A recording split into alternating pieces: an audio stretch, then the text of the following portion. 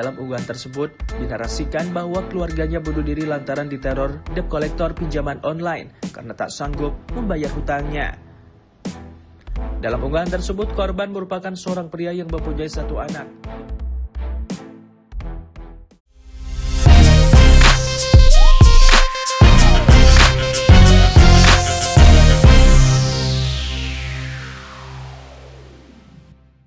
Pinjaman online atau pinjol saat ini sudah seperti menjadi gaya hidup masyarakat.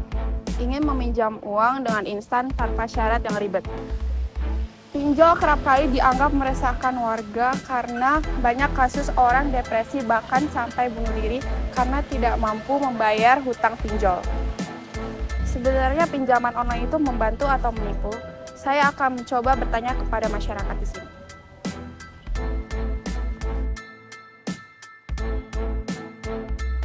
Mbak, apakah Mbak tahu pinjol? Apa itu pinjol? Tahu, pinjaman online gitu. Sering ada di situs-situs kalau kita kayak lagi buka Chrome itu kadang kayak yang kebaca tiba-tiba Pinjol, buka ke pinjol gitu. Apakah menurut Mbak pinjol itu membantu atau super menipu?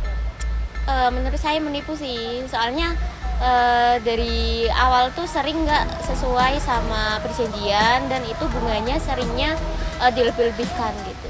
Kalau dari saya gitu sih. Menurut saya membantu sih Mbak aslinya. Kalau aslinya sih membantu, cuman biasanya orang ikut terbantu itu kurang prioritas Mbak. Jadi dia kurang dalam mikirnya, asal ada uang kepepet banget gitu Mbak.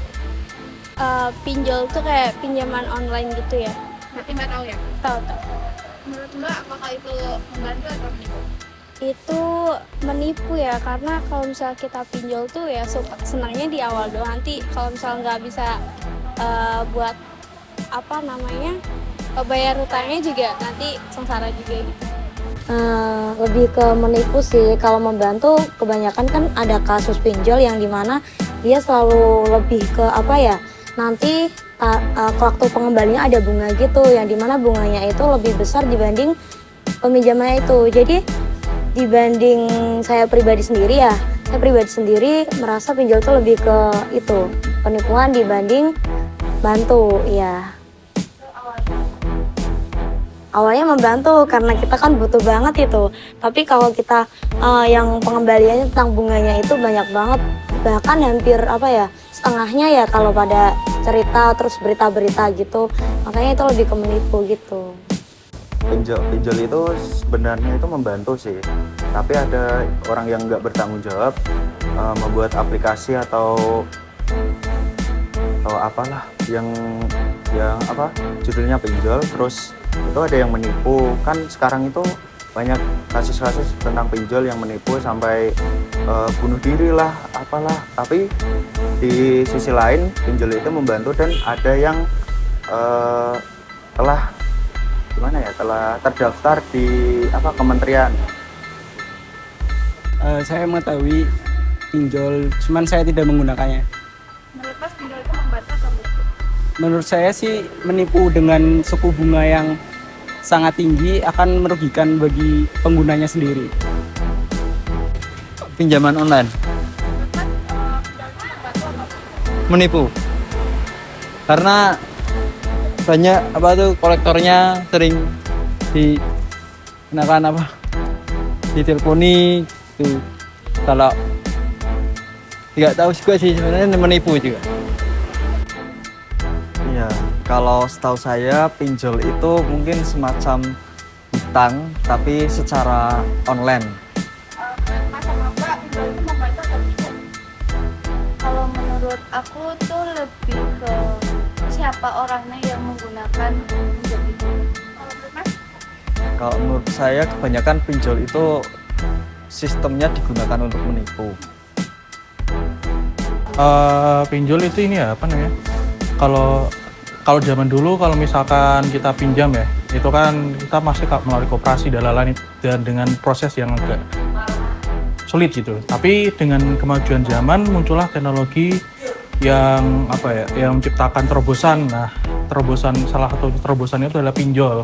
Tapi banyak bisa dibilang kayak kerugian yang muncul ketika adanya pinjol ini gitu, karena saking mudahnya Terus kayak pengawasannya juga belum tidak terlalu ini ya, susah untuk diawasi, dan kebijakan-kebijakannya juga bisa dibilang sangat merugikan ini ya, merugikan penggunanya, apalagi yang belum mempunyai penghasilan.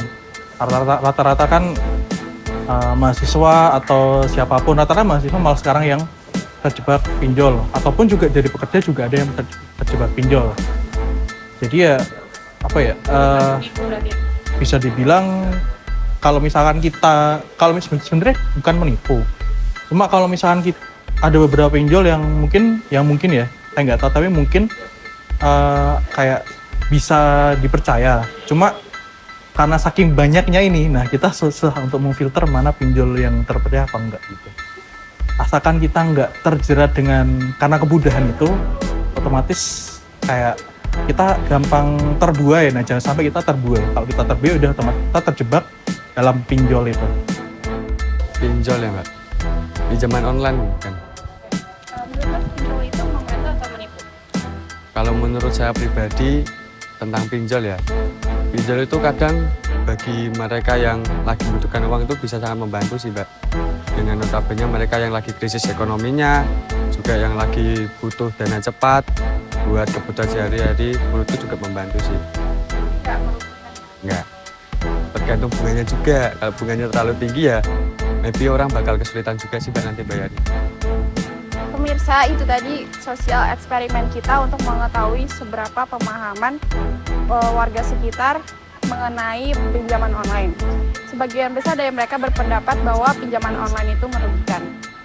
Sampai di sini saja episode kali ini, sampai jumpa di episode selanjutnya.